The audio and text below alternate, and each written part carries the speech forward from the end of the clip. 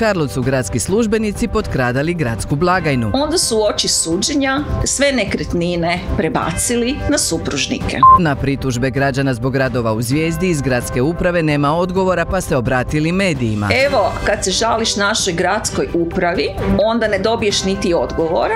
Ganz apsolutistiš, kak se zeme. Nakon poplave podrumi puni vode, a to se nikad nije događalo. Taj je propust loše popravljen, a nitko nije snosio odgovornost.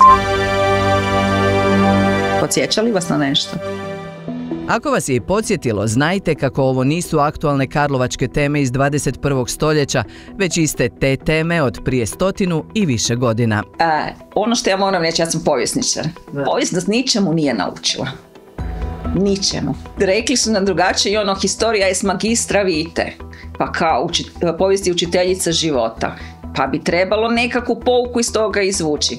Ništa nismo naučili. Sanda Kočevar muzejska je savjetnica u muzejima grada Karlovca, koji su 18. prosinca prošle godine proslavili 120 godina, a ona je tim povodom predstavila svoju knjižicu 120 priča iz povijesti Karlovca. Temelji se na materijalima koje je pronalazila u protekla 3 desetljeća. Zapravo materijali su se prikupljali sami, ja bih to tako rekla, jer uvijek kada istražuju se neke teme, onda se nađe nešto što nije tada u fokusu, pa se zapiše. Pa tako je postojala posebna bilježnica, ja bih rekla, za ono što se čini zgodno, a nije baš sada interesantno i bitno.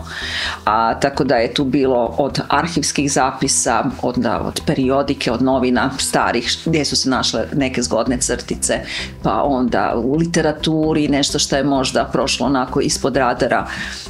Svašta, od svuda se pronalazilo. Knjiga je i svojevrsni nastavak Karlovačke škrinjice, knjižice koju je o povijesti Karlovca prije 30 godina napisao novinar Nikola Perić. Ta njegova Karlovačka škrinjica nekako mi se činila kao zgodna, puna, preko 300-tinjak priča, kratkih priča koje su bile zgodne. Format mi se činio sjajan i rekao, baš je idealna prilika da mi nešto tako povodom 120. godišnjice muzeja, 30 godina od Karlovačke škrinjice i 10 godina od njegove smrti da obilježimo i nekakav omaž njemu.